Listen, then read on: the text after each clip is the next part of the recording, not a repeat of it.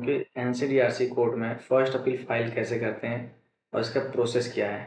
कई सारे लॉयर्स को और क्लर्क भी कई सारे वैसे होते हैं जो नए होते हैं और उनको बहुत काफ़ी डिफ़िकल्टी होती है जब वो एनसीडीआरसी में केस फाइल करने आते हैं। छोटी छोटी प्रॉब्लम होती है जो उनको नहीं पता होता, वो काफ़ी दिक्कत होती है क्योंकि जो एनसीडीआरसी कोर्ट है उसके नियर बाई कहीं पर भी आसपास में कोई भी फोटोकॉपी का कोई शॉप नहीं है, कोई स्टेशनरी का शॉप नहीं है।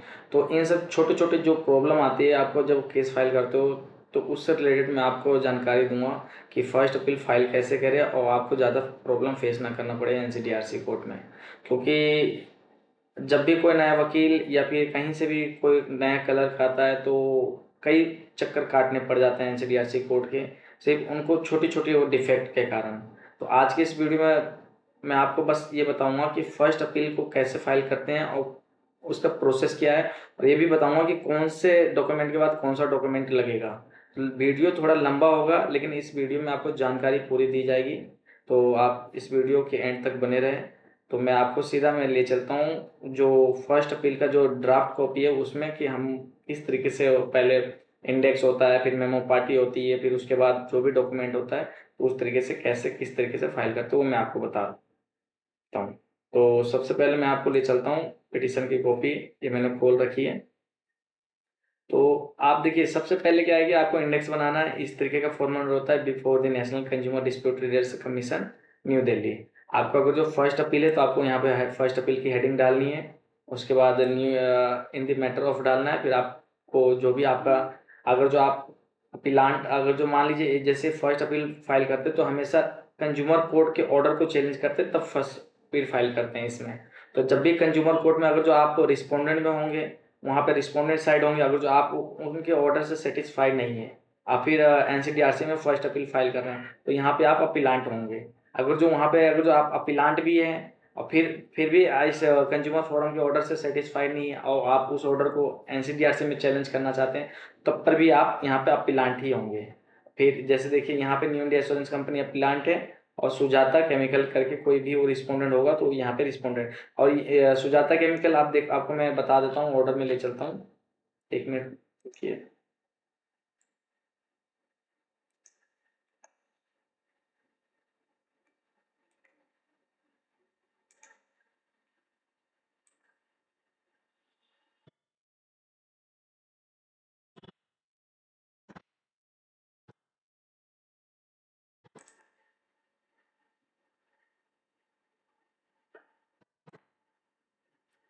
अब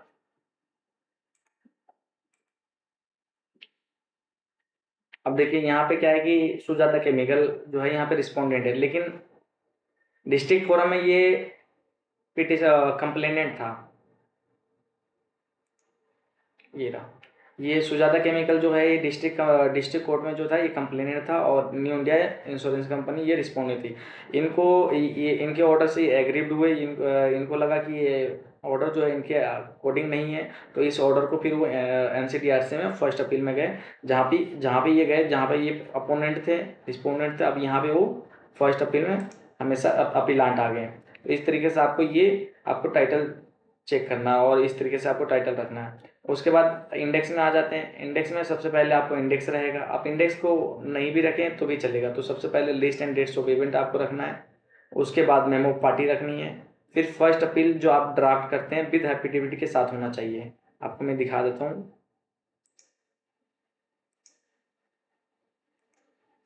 देखिए मेमो पार्टी इस तरीके से रखना है। मेमो पार्टी में जो भी अपीलांट है उसका प्रॉपर एड्रेस देना है और जो भी रिस्पोंडेंट है उसका प्रॉपर एड्रेस लिखना है। अगर देखिए यहाँ पे क्या आता है, कई बार क्या होता है कि आप 1 2 नहीं लिखते। जब आपके पास एक ही रिस्पोंडेंट तो यहाँ पे 1 2 लिखने की जरूरत नहीं है कि रिस्पोंडेंट नंबर 1 2।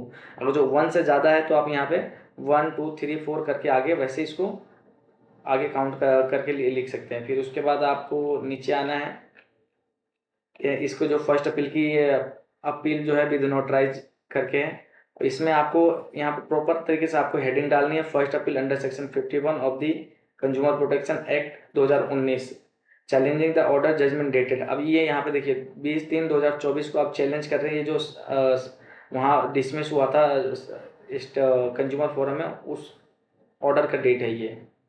उसके बाद यहाँ पे उसका जो सीसी नंबर है, कंज्यूमर कंप्लेंट नंबर, वो भी मेंशन करना है। फिर टाइटल मेंशन करना है। मेंशन करने के बाद आपको एक बार फिर नीचे इसको इस तरीके से मेंशन करना है। फिर उसके बाद ब्रीफ फैक्ट्स लिखनी है आपको। ब्रीफ फैक्ट्स आप list and dates of event में लिखेंगे कि केस कब जनरेट हुआ, मतलब केस ये जहाँ पे ये केस जनरेट हुआ उसका जब जहाँ जहाँ पे अराइज हुआ केस, उसके बारे में लिखेंगे। फिर उसने आपको लेटर लिखा या नहीं लिखा, उसके बारे में डिटेल देंगे। फिर वो किस डेट को इस कंज्यूमर कोर्ट में केस फाइल किया, उसके बारे में डिटेल लिखेंगे।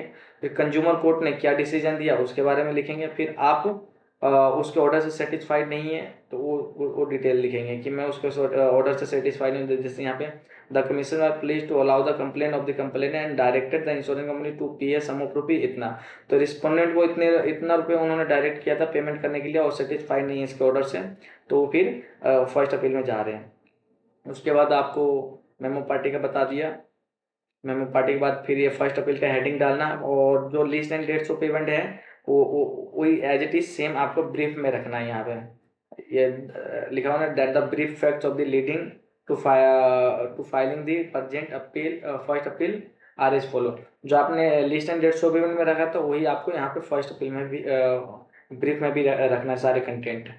और फिर यहाँ पे उसके बाद ग्राउंड लिखना है। यही फर्स्ट अपील में ही ग्राउंड लिखना है एक ब्रीफ कंटेंट लिखने के बाद।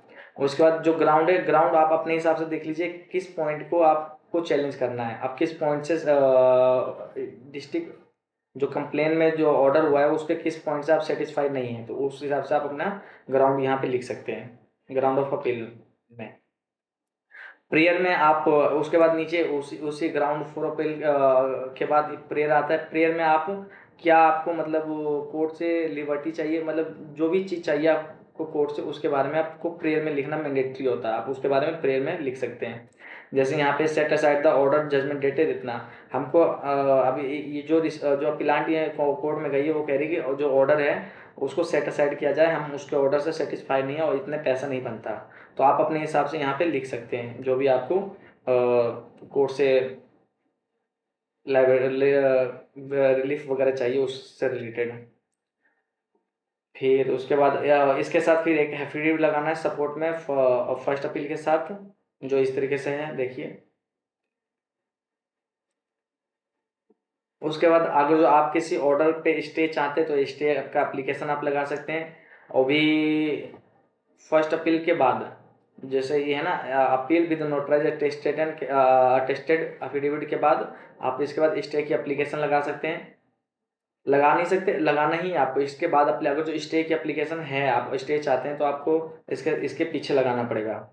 फिर आपको हाँ ये लगाने के बाद इसके बाद अगर डिले है तो आप डिले की कॉपी लगा सकते हैं। आप स्टे के बाद फिर आपको डिले की लगानी है। अगर जो आपके जैसे कोई भी केस है विद इन 30, अगर जो मान लीजिए कोई भी कंज्यूमर कोर्ट का ऑर्डर है वो आज डिलीवर्ड हुआ या फिर जजमेंट आज आया आज की डेट में, अब आज की डेट से काउंट, अगर जो आपको मिला आज की डेट में मिला है कॉपी तो आज की डेट से काउंट होगा। विद इन 30 डेज के अंदर आपको स्टेट कमीशन में और या नेशनल कमीशन में आपको फाइल करना है first appeal with in 30 days के अंदर। अगर 30 डेज से ज़्यादा होगा तो आपको फिर डिले की एप्लीकेशन लगानी पड़ेगी और आपको रीज़न बताना पड़ेगा कि क्यों डिले हुआ। और अगर जो रीज़न आप बता सकते हैं कोर्ट सेटिस्फाई होगी तो फिर आपको आपका डिले की एप्लीकेशन कंडोन कर देगी, अदरवाइज डिसमिस कर देगी। लेकिन आपको विद इन 30 डेज के अंदर ही फाइल करना है, तो आप ध्यान रखिएगा इस बातों को। फिर उसके बाद जैसे ही डिले की एप्लीकेशन फाइल करें, डिले के एप्लीकेशन के बाद हमारा आ जाता है जो कंज्यूमर कोर्ट ने ऑर्डर पास किया था उसकी कॉपी लगानी है, सर्टिफाइड कॉपी लगानी है जब आप अगर जो फाइल करने जा रहे हैं। अगर जो आपके पास सर्टिफाइड कॉपी नहीं है तो इसका एक एग्जाम्पशन की एप्लीकेशन लगानी है, जो कि आपको सर्टिफाइड कॉपी के बाद एग्जाम्पशन की एप्लीकेशन लगानी है। जैसे यहाँ पे एग्जाम्पशन फ्रॉम फाइलिंग दी मैं डीम कॉपी का लगा रखा है। आपको अगर जो आपके पास सर्टिफाइड कॉपी नहीं है, सर्टिफाइड कॉपी है तो आपको जरूरत नहीं पड़ेगी एग्जाम्पशन की एप्लीकेशन लगाने की, और नहीं है तो आप इसके बाद इसके रिगार्डिंग आप एग्जाम्पशन की एप्लीकेशन लगा सकते हैं इस पिटीशन के साथ। फिर उसके बाद आपका आ जाता है, फिर उसके बाद आपको एग्जाम्पशन एप्लीकेशन लगानी है। अगर जो और भी किसी चीज़ से रिलेटेड अगर जो आपके पास डॉक्यूमेंट है, जैसे मैंने लगा रखा है application for exemption from filing deem copy of the pleadings और फोर अवेलो। मतलब मान लीजिए इसमें क्या है कि मेरे कई सारे नेक्चर्स डिम थे, अब मैं उसको टाइप नहीं करवा सकता था, मेरे पास इतना टाइम नहीं है और उसको मुझे जल्दी से जल्दी कोड में लगवाना है, क्योंकि अगर जो 400-500 पेज का होगा डिम कॉपी तो उसको टाइप करवाने में काफ़ी टाइम निकल जाएगा। अगर जो आपको नहीं रिलीवेंट नहीं है वो डॉक्यूमेंट आपसे आपके केस से रिलेटेड ज़्यादा, तो आप फिर एक एप्लीकेशन लगा के उसको चला सकते हैं। तो आपको इस तरीके से एप्लीकेशन आपको बनाना है और प्रेयर में भी लिखना है आपको, it is therefore most respectfully and humbly prayed that this honorable court may be kindly be exempted from filing the dim copy of annexures and copy of pleading of the four below। अब इसमें क्या है कि कई बार जैसे कई लोगों के पास कॉपी ऑफ एविडेंस नहीं है, कॉपी ऑफ रिजॉइंडर नहीं है, कॉपी ऑफ रिजॉइंडर है तो फिर रिटर्न स्टेटमेंट नहीं है। तो कई बार क्या होता है कि आपको अब पहले अंडरटेकिंग दे देते थे सब, अब अंडरटेकिंग नहीं चलती। अब वो कहते हैं कि भाई आप एग्जाम्शन की एप्लीकेशन लगाओ और जो कोई भी डॉक्यूमेंट नहीं है उसके रिगार्डिंग, तो आप वो एक एग्जाम्शन की एप्लीकेशन उसके रिगार्डिंग लगा सकते हैं। तो, अगर जो नहीं लगाएंगे तो वो आप पास ही नहीं करेंगे, एनसीडीआरसी जो रजिस्ट्री है एनसीडीआरसी की, वो आपको आपका ये पास ही नहीं करें। तो आपको एप्लीकेशन लगानी है, अगर जो आपकी डिम कॉपी नहीं है तो आप छोड़ दीजिए, इसको रहने दीजिए। फिर उसके बाद मैं फिर इसके बाद जो एप्लीकेशन होता है एग्जाम्शन एप्लीकेशन के बाद, उसके बाद आपको जो भी आपके अनेक्चर्स हैं, अनेक्चर्स 1 2 3 4 5 करके जितने भी रिलेवेंट डॉक्यूमेंट है उससे रिलेटेड, जैसे कॉपी कॉपी ऑफ कंप्लेंट सबसे एग्जाम्शन एप्लीकेशन के बाद कॉपी ऑफ एग्जाम्शन एप्लीकेशन तो ऊपर आएगी, लेकिन certified copy of the state commission का जो ऑर्डर है उसके बाद कॉपी ऑफ कंप्लेन लगेगा, कॉपी ऑफ कंप्लेन के बाद कॉपी ऑफ रिटर्न स्टेटमेंट लगेगा, कॉपी ऑफ रिटर्न स्टेटमेंट के बाद रिजॉइंडर लगेगा, रिजॉइंडर के बाद आपका कॉपी ऑफ एविडेंस लगेगा, कॉपी ऑफ दोनों पार्टी का एविडेंस लगेगा, तो नीचे डिस्ट्रिक्ट कोर्ट में आपने फाइल किया था उसकी कॉपी लगानी पड़ेगी। उसके बाद जो भी अनेक्चर्स हैं आपके केस से रिलेटेड जो रिक्वायरमेंट है और नेसेसरी है आपको, मतलब कोर्ट केस से रिलेटेड, तो उसको आप इसके साथ एग्जिबिट कर सकते हैं अपने पिटिशन के साथ लगा सकते हैं। उसके बाद जैसे मैं, और एक चीज़ बहुत ज़्यादा कन्फ्यूजन क्रिएट होता है यहाँ पे जो कि आप लोगों को समझ में नहीं आएगा फाइल करने का, वो मैं आपको बताता हूँ। देखिए यहाँ पे क्या है कि जब आप ऑनलाइन फाइल करने जाएंगे ना, तो आपको मैं दिखाता हूँ, पहले इसका इंडेक्स में चलता हूँ लेके। अब देखिए यहाँ पे क्या है कि इंडेक्स में सबसे पहले list and dates of event आ गया, मेमो पार्टी आ गया, फर्स्ट अपील आ गया, एप्लीकेशन फॉर स्टे आ गया, फिर एग्जाम्पशन डिले की एप्लीकेशन आ गया, फिर exemption application from filing the deem copy आ गया, इम्पिम्ड ऑर्डर आ गया, कॉपी ऑफ कंप्लेन आ गया। तो आप देखिए एक सीक्वेंस में जा रहा है, लेकिन यहाँ पे सीक्वेंस टूट गया है, ठीक है ना। आप देखिएगा कि एग्जाम डिले कॉन्डोनेशन ऑफ डिले की एप्लीकेशन, अब देखिए एप्लीकेशन यहाँ पे मैंने डिले की एप्लीकेशन डाल रखा है, एप्लीकेशन फॉर कॉन्डोनेशन ऑफ डिले, यहाँ पे कॉन्डोनेशन ऑफ डिले, डिले के बाद कौन सा आ रहा है मेरा exemption, exemption from filing the deem copy exam. अब यहाँ पे क्या है कि डिले के बाद ना देखिए सीधा सर्टिफाइड कॉपी मांग लिया, ये certified copy of the order of the state commission, और जो कि मेरा है ये 8वें नंबर पे दिख रहा है ना। तो एग्जाम्शन की एप्लीकेशन फिर मैं कहाँ से करूँगा, ये कैसे आ गया, ये कन्फ्यूजन बहुत ज़्यादा रहता है आप लोगों को, जब भी हम फाइल करने आएंगे ना, जो नए लॉयर होते हैं उनको बहुत ज़्यादा कन्फ्यूजन होता है। तो उसके लिए क्या करना है कि ये पता है क्यों होता है, ये इसलिए होता है क्योंकि ये जो हम जब हम ऑनलाइन फाइल करते हैं ना, उनका फॉर्मेट ही इस तरीके से बना हुआ है कि पहले वही डॉक्यूमेंट आपको अपलोड करना पड़ेगा। आपको करना कुछ नहीं है, आपको डॉक्यूमेंट जैसे जैसे मांग रहा है आपको कह रहा है वैसे वैसे आपको डॉक्यूमेंट अपलोड करना है, उसके बाद ये अपलोड करना है। जब इसको डाउनलोड करेंगे तो इस तरीके से आपका बुक मार्किंग बन के आएगा। तो वैसे तो समझ में नहीं आ रहा, तो मैं आपको थोड़ा सा वेबसाइट पे ले चलता हूँ और समझाने की कोशिश करता हूँ कि इस पे, जैसे देखिए मैंने खोल रखा है,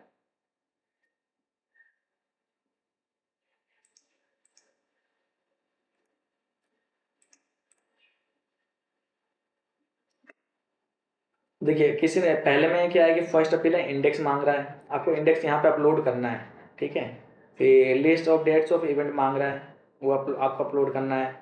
मेमो पार्टी, फिर उसके बाद मेमो पार्टी मांग बोला है कि अपलोड करने के लिए, फिर अपील नोटराइज बोला है, फिर स्टे बोला है अपलोड करने के लिए। देखिए ये अपील नोटराइज के बाद स्टे आपको अपलोड करना, उनको स्टे नहीं चाहिए था तो इन्होंने स्टे एज इट इज छोड़ दिया। तो ये देखिए कॉलम छूटा हुआ है यहाँ पे, भाई मुझे स्टे नहीं चाहिए, उसको उनको और कोई स्टे से रिलेट स्टे के अलावा कोई और रिलीफ चाहिए था होगा, तो इन्होंने फाइल कर रखा होगा, ये स्टे की एप्लीकेशन नहीं लगा रखा।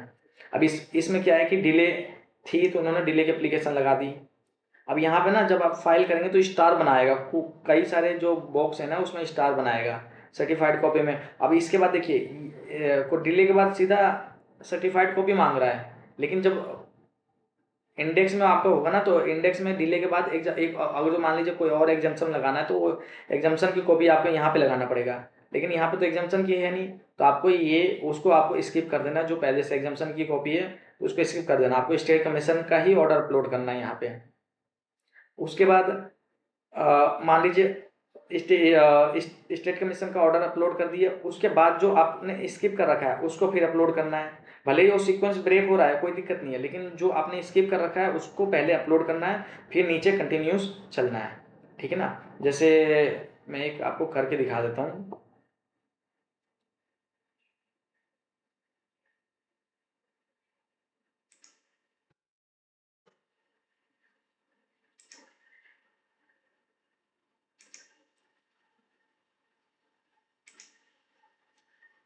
अब मान लीजिए अगर जो ऑनलाइन फाइल करेंगे तो पहले यहाँ पे आपको क्लिक करना है।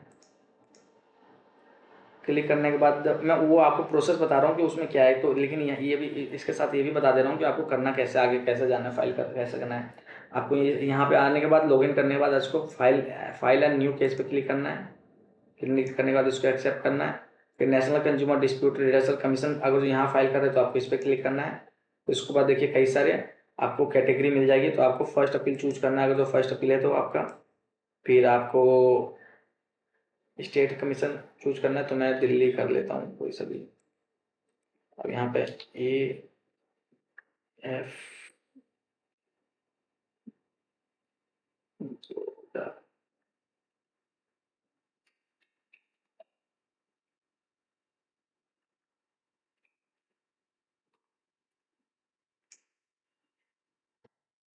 यहाँ पे क्या है ना कि स्टेट कमीशन का बड़ा बहुत झंझट होता है, कई लोगों को सर्च ही नहीं हो पाएगा, तो उसका सर्च करने का मैं तरीका बता देता हूँ आपको।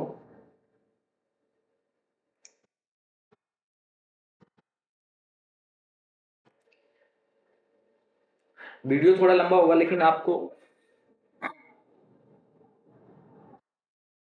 भी समझ में आ जाएगी कि इसको फाइल प्रॉपर तरीके से किस तरीके से करते हैं फर्स्ट अपील को NCDRC में। तो आपको मुझे इस कंज्यूमर केस के अगेंस्ट फाइल करना फर्स्ट अपील, तो CC नंबर है मेरा 107/2014।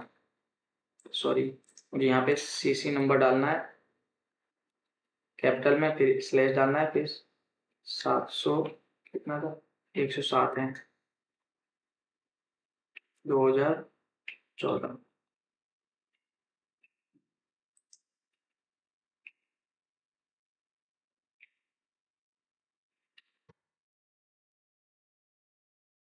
स्टेट कमीशन कहाँ का है? मेरा स्टेट कमीशन है गुजरात, अहमदाबाद।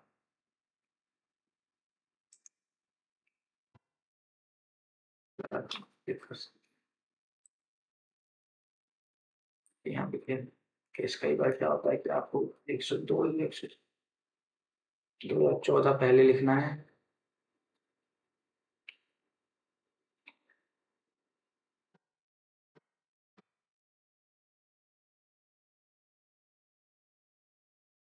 बाद में लिखना है।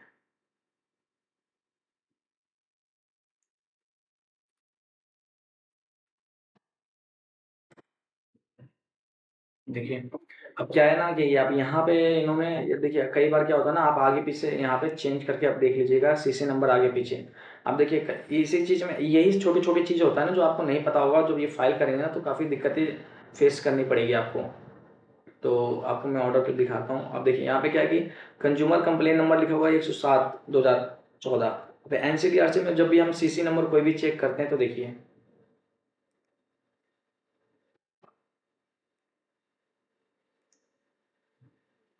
यहाँ पे क्या है कि आपको तो मान लीजिए कोई भी CC नंबर है, वैसे रैंडम नंबर दिखा देता हूँ आपको 825883।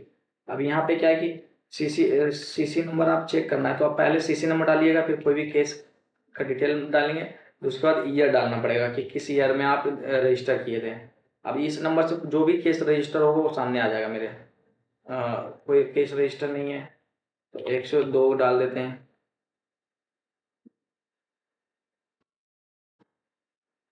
23 डाल देते हैं। देखिए इस नंबर से जो भी केस, अब यहाँ पे क्या है ना कि आप देखिए पहले CC नंबर आया, फिर केस नंबर आया, फिर ईयर आया, ठीक है ना। लेकिन जब हम यहाँ पे अब उस ऑर्डर को हम चेक कर रहे थे,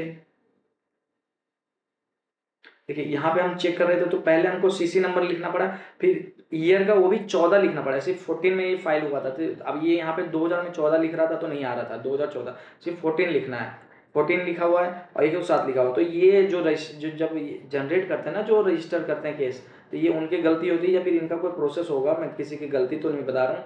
तो आपको आगे पीछे करके यहाँ पे चेक कर लेना है। कई कई बार क्या होता है कि आप यहाँ पे भी बहुत फंसेंगे, आप यहाँ से जब तक आप केस नहीं डालेंगे या प्रॉपर तरीके से, ये आपको आगे बढ़ने ही नहीं देगा, ठीक है ना।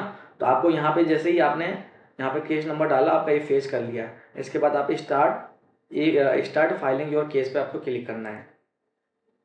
जैसे ही आप क्लिक करेंगे तो इस तरीके का आपका फॉर्म ओपन होके आ जाएगा। तो आपको फिर फॉर्म ओपन होके आ जाएगा, यहाँ पे आपको फिर अप्लांट नाम लिखना है, जो भी आपका केस का टाइटल है। जैसे मान लीजिए मेरा ये है new India association company limited, तो आपको यहाँ पे पहले डालना है, सबसे पहले यहाँ पे आपका मोबाइल नंबर डालना है, यहाँ पे अपीलांट का एड्रेस, अपीलांट का ही एड्रेस डालना है जो आपने मेमो पार्टी में यहाँ पे डाल रखा है। देखिए ये वाली एड्रेस वहाँ पे आपको मैंडेटरी डालना, अपीलांट का मेमो पार्टी का ये एड्रेस यहाँ पे आपको फिलअप करना है। उसके बाद फ़ोन नंबर नहीं है तो रहने दीजिए। जो यहाँ पे देखिए जो स्टार लगा हुआ है ना, उसको आपको फिलअप करना मैंडेटरी है। जब तक ये फिलअप नहीं करेंगे तो फिर ये आगे फर्दर प्रोसेस नहीं बताएगा। तो मैं एक कर लेता हूँ वैसे, क्योंकि आगे ये बताएगा नहीं तो फिर दिक्कत हो जाएगा। मैं आपको एक और करके बताता हूँ इसी का।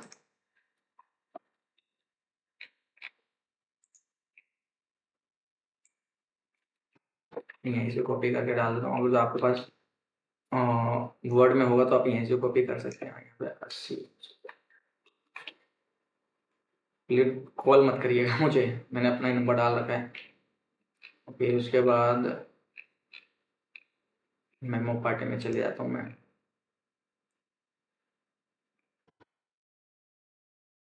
यहाँ पे आपको अपना एड्रेस डाल देना है और ध्यान रहे कि ये स्पेशल कैरेक्टर ना हो, नहीं तो ये लेगा नहीं।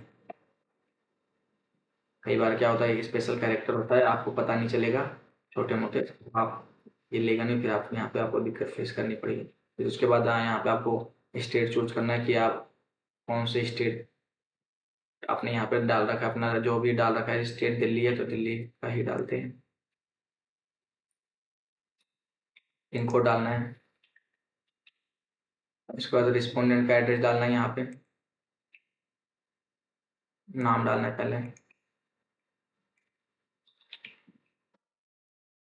उसके बाद रिस्पोंडेंट का मोबाइल नंबर नहीं है तो रहने दीजिए, क्योंकि देखिए यहाँ पे स्टार नहीं लगा हुआ तो इसको स्किप कर दीजिए। अब यहाँ पे स्टार लगा हुआ तो ये मैंडेटरी आपको डालना। फिर उसके बाद ईमेल आईडी नहीं है तो छोड़ दीजिए, है तो डाल दीजिए, नहीं है तो कोई दिक्कत नहीं, लेकिन एड्रेस आपको जरूर डालना है, ये मैंडेटरी है। तो आपको यहाँ से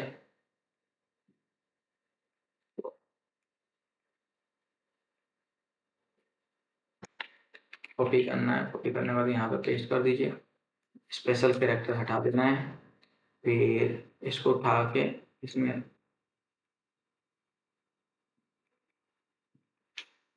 इसको यहाँ से काट देना है, यहाँ पे पिन नंबर नहीं लिखना है। उसके बाद आपका कहाँ का है, गुजरात का है, गुजरात सेलेक्ट करना है। उसके बाद डिस्ट्रिक्ट सेलेक्ट करना है बड़ोदरा, वो ऑटोमेटिक फेच कर दे लेगा। उसके बाद आपको पिन नंबर यहाँ पे डालना है। पिन नंबर क्या था,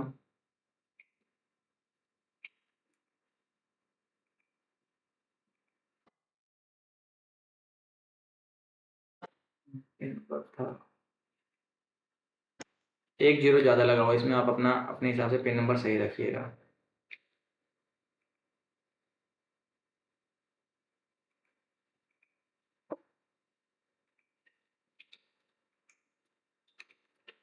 पेस्ट नहीं हो रहा तो आप ध्यान रखिएगा कि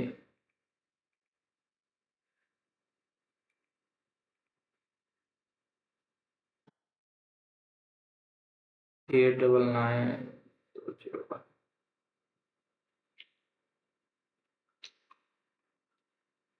यहाँ पे करना है। उसके बाद अगर जो आप इन पर्सन है तो इस कॉलम को रहने दीजिए, मत भरिएगा। अगर जो आप लॉयर हैं तो जरूर भरिएगा। यहाँ पे आप कोई भी अपना नाम, जो भी लॉयर का नाम है वो डाल दीजिएगा। जैसे मैं सुरेश अमरजीत कर डाल दिया, अमरजीत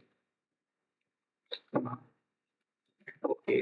आपको इस तरीके से यहाँ पे फिलअप करना है, फिर उनका जो लॉयर है उनका नंबर डालना है। यहाँ पे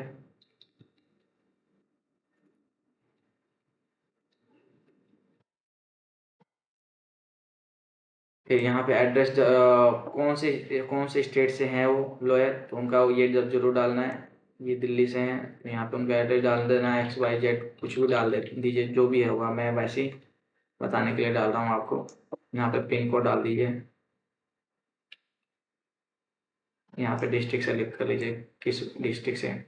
अब यहाँ पे क्या है कि देखिए केस समरी, आप यहाँ पे अगर केस समरी डाल देंगे तो इन फ्यूचर में आपके लिए बेटर होगा, तो आप यहाँ पे केस समरी डाल ही दीजिएगा। केस समरी मतलब आप जैसे देखिए अपील विद नोटराइज होगा ना, तो यहाँ पे ये केस समरी है कि मैं इस केस यहाँ से यहाँ जनरेट हुआ, ये इतना है और CC नंबर यहाँ पे इतना है, तो आप यहाँ से कॉपी करके डायरेक्ट यहाँ पे आप इसको डाल दीजिए। फिर ये कर दिए। ये करने के बाद आप देखिए डेट ऑफ ऑर्डर, ये आपको यहाँ पे फिल कर, ये भी मैंडेटरी है कि आप किस डेट को ये ऑर्डर आप प्रोनाउंस हुआ, तो आपको ये डॉट ऑर्डर आपको पता चलेगा किस डेट को हुआ, तो आपको certified copy of district commission में चले जाना है। ये ऑर्डर प्रोनाउंस हुआ था हमारा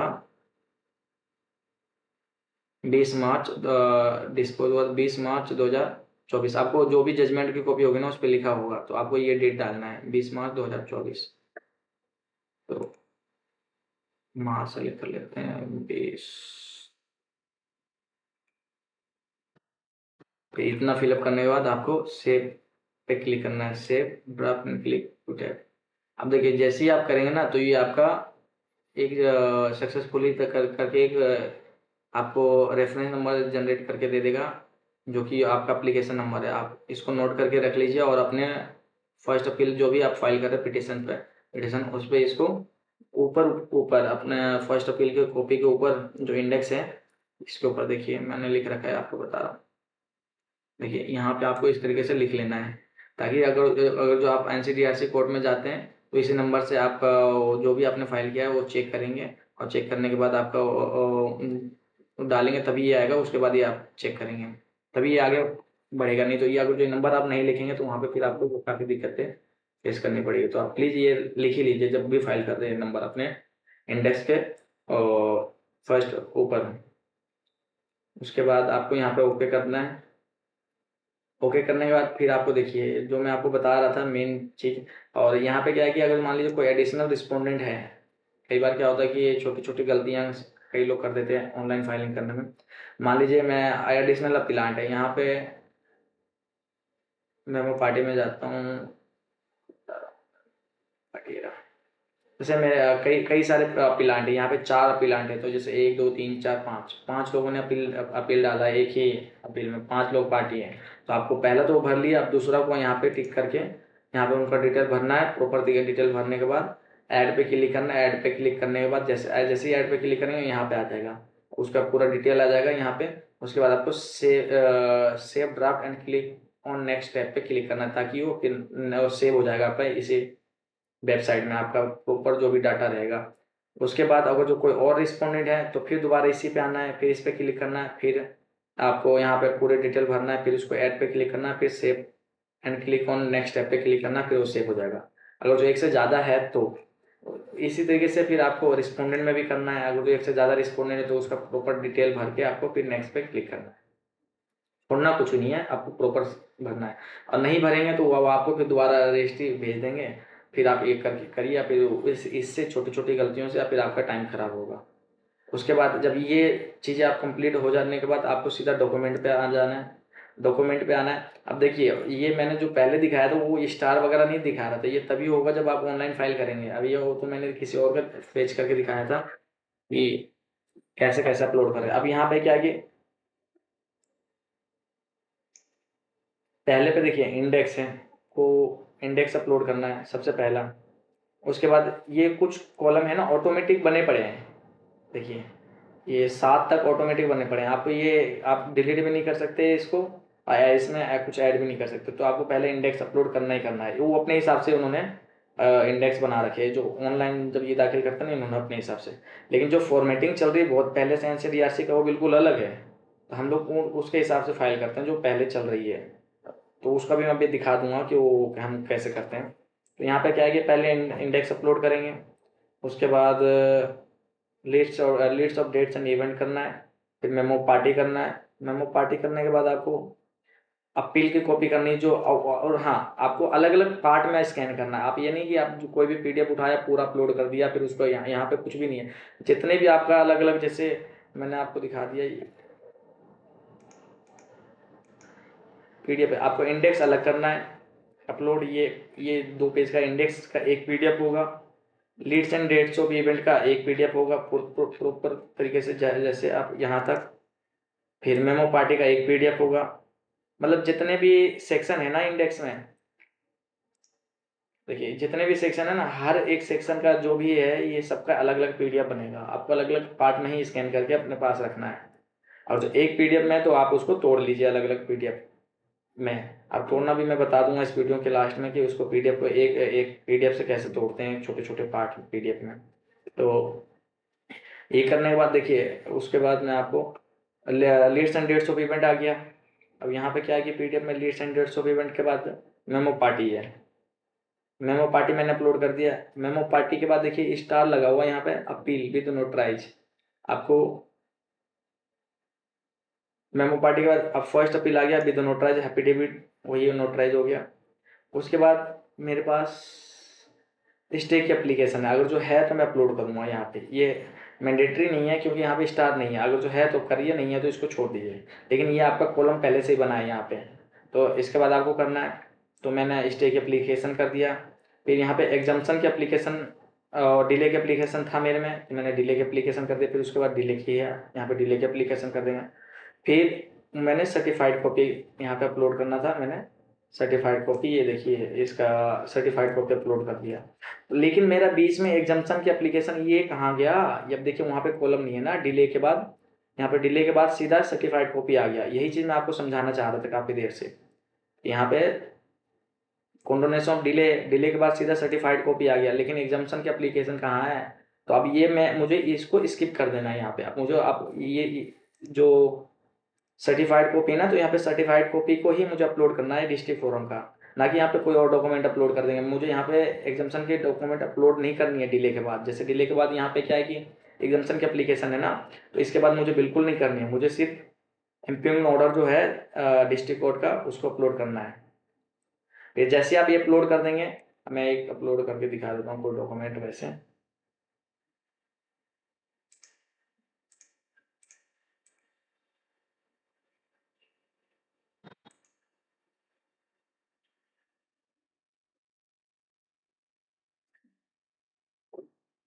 जैसे मैं ये डॉक्यूमेंट अपलोड करूँगा तो यहाँ पे मुझे ऐड डॉक्यूमेंट करने के लिए एक और सेक्शन एरो खुल जाएगा जो भी है, उस फिर मुझे ऐड डॉक्यूमेंट पे क्लिक करना है।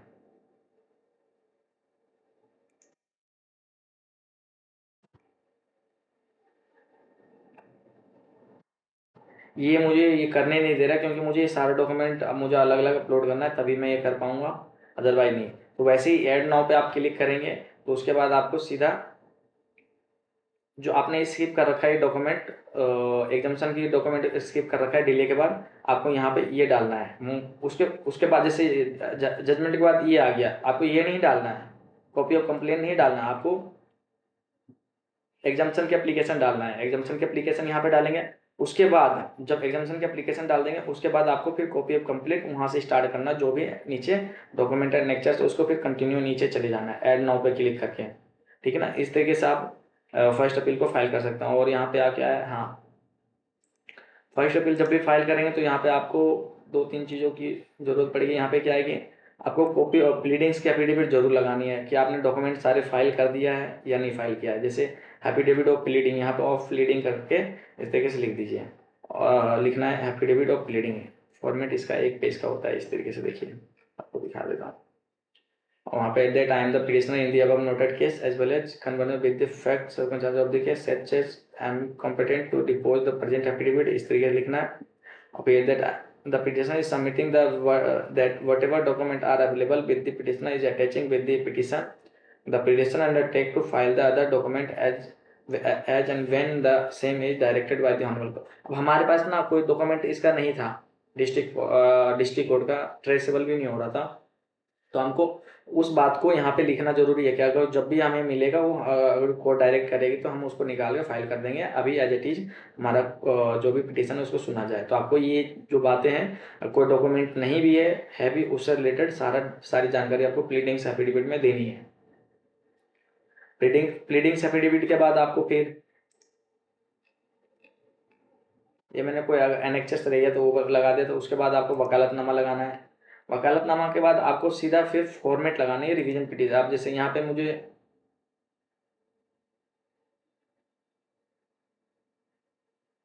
फॉर्मेट, आप देखिए मैंने एक गलती कर दी है यहाँ पे, अभी पता चल गया मुझे फॉर्मेट फर्स्ट अपील का लगाना है। यहाँ पे फर्स्ट अपील का लगाया, लेकिन यहाँ पे मैंने रिवीजन पिटीशन लिख दिया। तो ये थोड़ा सा ध्यान रखना है आपको कि रिवीजन पिटीशन ना लिखना है, यहाँ पे फॉर्मेट ऑफ फर्स्ट अपील लिखना पड़ेगा। अब फॉर्मेट ऑफ फर्स्ट अपील कहाँ से मिलेगा? तो आपको फॉर्मेट ऑफ फर्स्ट अपील आपको गूगल पे जाना है। गूगल पे जाने के बाद format of first appeal NCDRC लिखना है आपको, ठीक है ना। जो पहला लिंक आएगा ना उस पर आपको क्लिक करना है।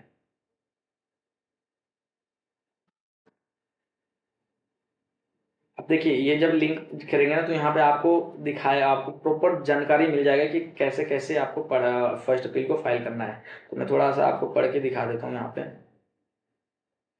First appeal as provided under section 19 of the consumer protection act 1986, ये पहले वाला सेक्शन है। अब इसमें फाइल नहीं होगा ना। जो 19 का जो सेक्शन है अभी अमेंड हुआ था कुछ 2019 में, इस सेक्शन में फाइल होगा फर्स्ट अपील। 51 होगा अंडर सेक्शन, उसमें फर्स्ट अपील फाइल होगा। फिर उसके बाद state commission exercise the confirm clause 1 clause 7 ये लिखा हुआ है, ऐसे ही आपको दिखा रहा हूँ। हाँ, अब ये लिखा हुआ है सेक्शन, अब ये सेक्शन 13 में prefer an appeal against such order before the commission with in a period of 30 days.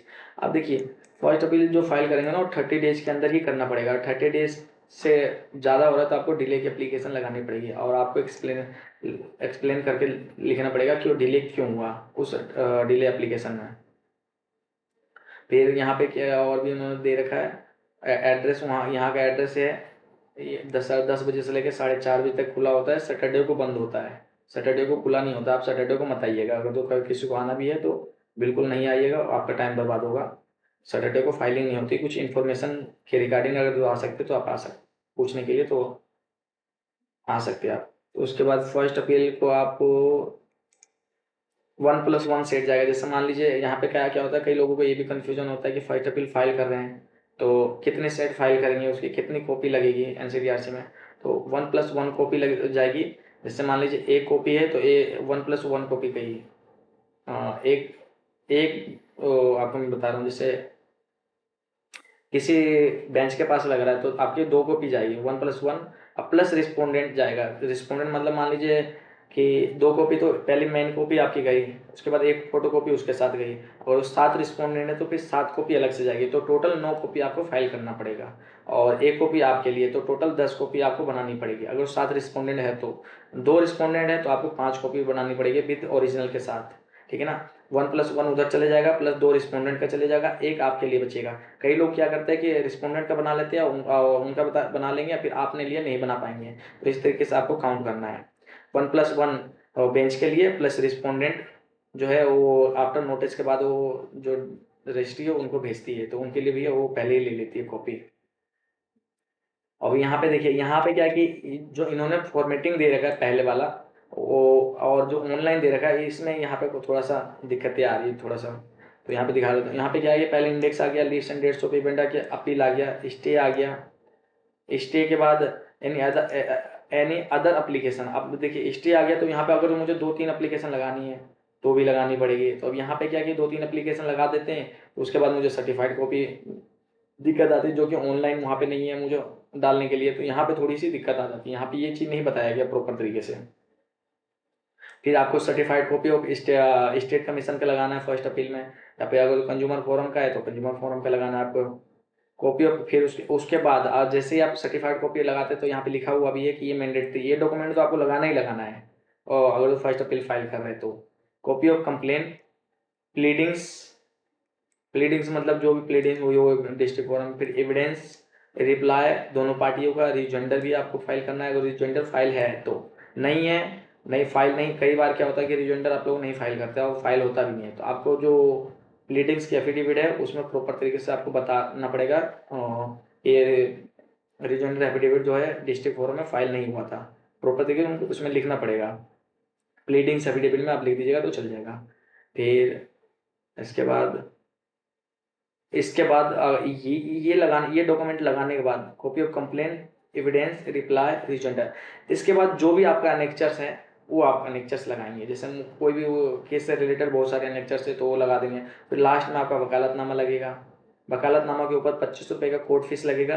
25 रुपये का कोर्ट फीस के अलावा कोई सा भी इस कोर्ट में ई कोर्ट फीस नहीं लगता। कई लोग क्या होता है कि सोचते हैं कि ई कोर्ट फीस लगेगा, नहीं। इसके साथ आपको फर्स्ट अपील फाइल कर रहे हैं तो 35,000 रुपये का आपके पास डीडी होना जरूरी है, मैंडेटरी है।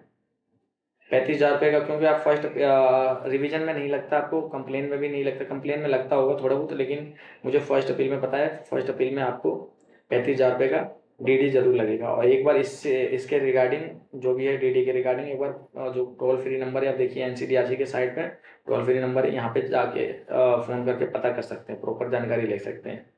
कुछ अगर जो इससे रिलेटेड कुछ वीडियो में रह गया हो मेरे से बताने में तो ले सकते हैं। अब थोड़ा सा मैं वेबसाइट के बारे में इंफॉर्मेशन दे देता हूँ, कई लोगों को डिटेल नहीं मिलता कोई चीज़।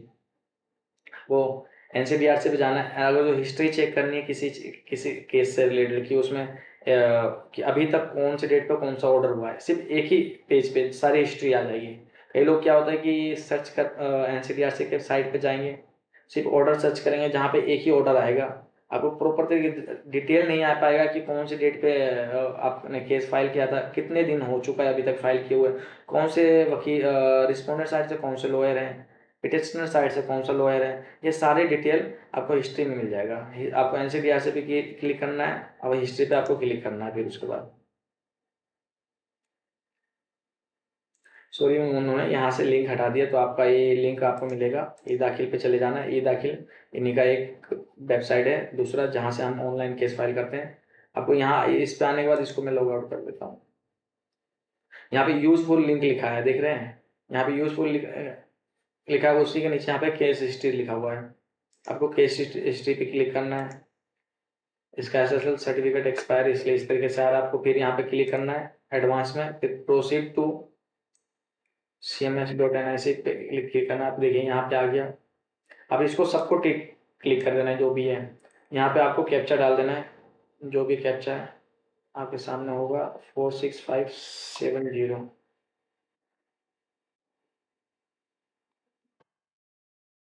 उसके बाद जो भी डिटेल जो भी आपका केस होगा, तो आप केस मान लीजिए मैं कोई भी ऐसे रैंडम नंबर डाल देता हूँ, सीसी डाल दिया 25/2/24।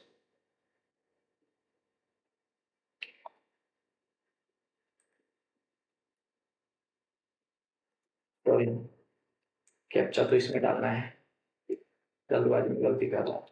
46574 46570। सीसी यहाँ पे डालना 25/2/, वो भी डाल देते हैं 25 तो हो गया।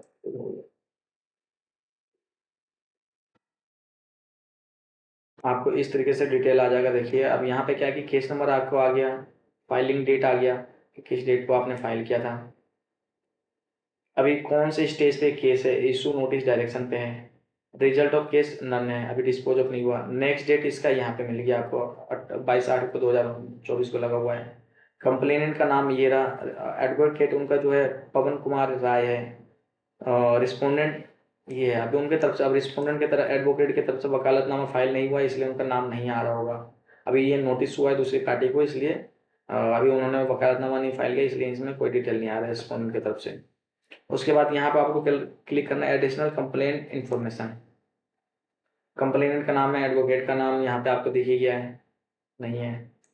फिर उसके बाद रिस्पोंडेंट, इसमें टोटल 2 रिस्पोंडेंट है। आपको यहाँ पे अब क्या क्या होता है, कई बार ऑर्डर में रिस्पोंडेंट नहीं आता है, तो यहाँ पे आप देख सकते हैं रिस्पोंडेंट 2 है। फिर केस स्टेटस आप देख सकते हैं, यहाँ पे केस स्टेटिक्स पे आपको इस तारीख को फाइल हुआ था, डेट ऑफ लास्ट हियरिंग ये था, नेक्स्ट डेट ऑफ हियरिंग ये रहा, पेंडिंग 87 डेज से पेंडिंग है इस कोर्ट में। नंबर ऑफ हियरिंग अभी एक ही हुआ है। डेट ऑफ डिस्ट्रक्शन नहीं है, डेट ऑफ ऑर्डर होगा मतलब यहाँ पे। अब देखिए, नहीं, डेट ऑफ डिस्ट्रक्शन नहीं आ रहा, डेट ऑफ ऑर्डर ये रहा। अभी एक ऑर्डर हुआ है 18 मार्च को हुआ है, ऑर्डर भी आपके सामने यहाँ पे आ गया। इट इज अर्स्ट, देख लीजिए, केस प्रोसीडिंग इंटर्ड, मतलब ये ऑर्डर उन्होंने लास्ट टाइम किया था। इशू नोटिस कुछ पार्टी रिटर्नेबल अर्ली डेट ही लगा हुआ है। तो इस तरीके से आप केस हिस्ट्री एनसीडीआरसी का चेक कर सकते हैं। और इसमें मैंने क्या बताया था आपको, हाँ, लास्ट में बताया था मैंने आपको कि पीडीएफ को ब्रेक कैसे करते हैं। देखिए, आपके पास लैपटॉप होगा ना, तो आपको बहुत आसानी के तरीके से बता देता हूँ। कई लोग आप ऑनलाइन सर्च करेंगे कि किस तरीके से ब्रेक करते हैं, नहीं करते हैं, आपको मिलेगा भी नहीं ऑनलाइन। वैसे आपको पीडीएफ को ओपन कर लेना है, ठीक है। इसको हटा देता हूँ। अब मुझे एक दो, मुझे इसको सेपरेट करना है, इस 2 पेज को अलग से पीडीएफ बनाना है। सिर्फ एक ही पीडीएफ से मुझे कई सारे पार्ट में बनाना है। आपको करना कुछ नहीं है, कंट्रोल पी करना है आपको। कंट्रोल पी करेंगे तो यहाँ पे देखिए, जैसे ही नेम आएगा ना यहाँ पे, जहाँ पे प्रिंटर सेलेक्ट करने का ऑप्शन आता है, तो यहाँ पे आप देखिए, यहाँ पे माइक्रोसॉफ्ट प्रिंट टू पीडीएफ, हर एक कंप्यूटर में ये ऑप्शन आता है। सारे जितने भी लैपटॉप है सभी लैपटॉप में आएगा ये ऑप्शन।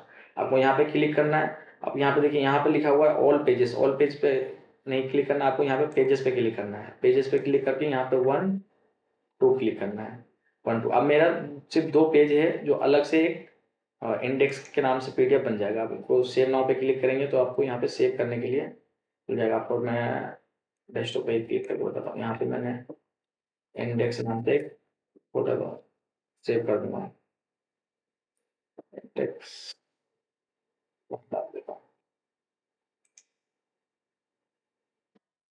1 2 सेकंड रुकना है, उसके बाद देखिए, अब ये मुझे मेरा पार्ट में वो कन्वर्ट हो गया, यहाँ पे पीडीएफ तैयार होगा। यहाँ इंडेक्स 1 देखिए, इंडेक्स 1 ऐसे 2 पेज का मेरा पीडीएफ तैयार है। तो इस तरीके से आप पीडीएफ को तोड़ सकते हैं। ये छोटी छोटी बातें आपको नहीं पता होगा। और एक बता देता हूँ कि अब मान लीजिए कई बार क्या होता है कि आपको छोटी मोटी एडिटिंग भी नहीं आएगी।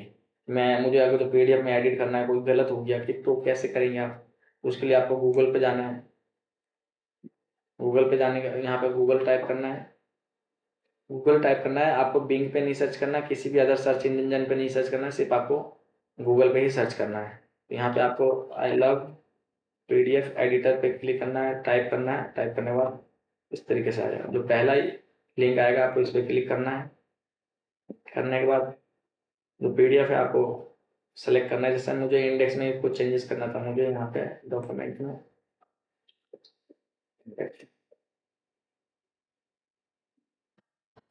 तो मेरा जो भी इंडेक्स है इस तरीके से यहाँ पे अपलोड हो जाएगा। अपलोड के बाद अब मुझे ये नंबर मिटाना है, ठीक है ना। अब जैसे ये पीडीएफ में ये नंबर है, मुझे इसको नहीं रखना है, मुझे हटाना है, यहाँ से मिटाना है। तो आपको यहाँ पे क्लिक करना पड़ेगा। ये दिख रहे हैं यहाँ पे जो भी एरो आ रहा है, इस पर क्लिक करने के बाद मुझे रेक्टेंगल पे क्लिक करना है। एक यहाँ पे कुछ बन के आ गया इस तरीके से, आपको मुझे यहाँ पे ये ले जाना है। अब ये मुझे ग्रीन कलर का है तो मुझे इसको हटाना है ग्रीन कलर पे। आपको यहाँ पे क्लिक करना है सिल्क कलर पे, जो व्हाइट पे क्लिक करना है। और इस तरीके देखिए, अब जो नंबर था वो हट चुका है यहाँ से। अब यहाँ पे कहीं पे भी नहीं दिखेगा, अब ये यहाँ पे दिख रहा है मुझे उसको। अब मुझे कोई कंटेंट ऐड करना है, तो जैसे मुझे कोई यहाँ पे टाइप करना बीच में कुछ भी XYZ, तो आपको इस पर क्लिक करना है। नंबर पे है ना यहाँ पे ए लिखा हुआ, इस तरीके से बनाएगा। इस पे आपको फिर जो भी XYZ लिखना है, जो भी आपसे रिलेटेड, जैसे मैं कॉपी ऑफ कंप्लेंट लिख देता हूँ।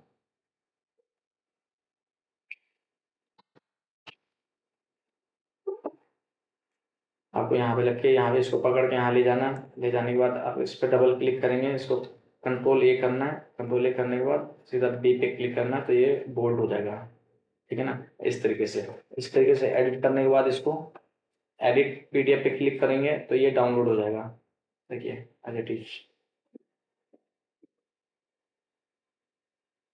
इसको मैं डाउनलोड कर लेता हूँ।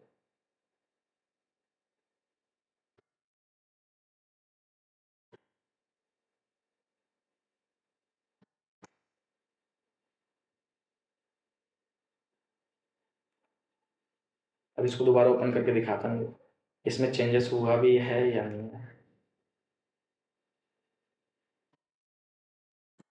ये मेरा पहले का जो यहाँ पे नंबर था वो मिट चुका है। यहाँ पे कॉपी ऑफ कंप्लेन लिखा था, ये आ चुका है। इस तरीके से आप पीडीएफ में एडिट कर सकते हैं। अगर जो आपके पास प्रीमियम वर्जन नहीं है, तो मेरे पास तो मैंने फोकसिट का एक प्रीमियम वर्जन ले रखा है। देखिए यहाँ पे एडिट वगैरह सब चीज़ होता है इसमें। अगर आपको पीडीएफ का तो 3 या 4 सौ रुपये में चाहिए पीडीएफ का प्रीमियम वर्जन, तो आप मेरे से कांटेक्ट कर सकते हैं। आप मुझे कमेंट में लिख लिख देंगे ना कि भैया मुझे चाहिए, मुझे अपना नंबर दे दीजिए, तो मैं उनका नंबर मेंशन कर दूंगा इसी वीडियो के डिस्क्रिप्शन कमेंट में, तो आप उनसे कांटेक्ट करके डायरेक्ट और ले सकते हैं। उनका 30,000 कोट में एक शॉप है एक भैया का, वो आपको क्रैक वर्जन आपको दे देंगे 400 में, ज़्यादा आपसे लेंगे नहीं। जब तक आप उसको अनइंस्टॉल नहीं करेंगे तो आप तब तक वो आपके कंप्यूटर में ही पीडीएफ का फोर्सिड वर्जन रहेगा, प्रीमियम वर्जन सॉरी।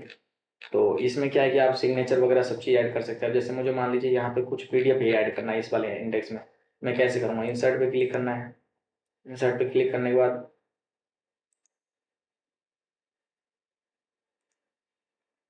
डाउनलोड पे करेंगे, मुझे दोबारा दोबारा ये डॉक्यूमेंट ऐड करना है, तो इस पर क्लिक करूँगा। ओके करने के बाद बिफोर करना है। तो जैसे देखिए अब मुझे ये आरटीआई का कोई फॉर्म था, तो ये मैंने ऐड कर दिया। यहाँ पे रोटेट करना है, यहाँ पे रोटेट हो जाएगा। आपको ऑर्गेनाइज पे जाना है, ऑर्गेनाइज पे जाना है, यहाँ पे एक ऑप्शन आएगा रोटेट, तो रोटेट हो गया पूरा प्रॉपर तरीके से। तो ये छोटी छोटी चीज़ें आप लोगों को थोड़ी बहुत आनी चाहिए। और अगर जो ये चाहिए आपको इसका प्रीमियम वर्जन, तो वीडियो के नीचे डिस्क्रिप्शन में मैं इनका नंबर दे दूँगा, तो आप इनसे कॉन्टेक्ट कर सकते हैं डायरेक्ट। ठीक है ना? आज के इस वीडियो में बस इतना ही। वीडियो अच्छा लगा हो तो प्लीज़ आप लोगों से रिक्वेस्ट है वीडियो को सब्सक्राइब कर लीजिए, शेयर कर दीजिए और लाइक कर दीजिए। Thank you.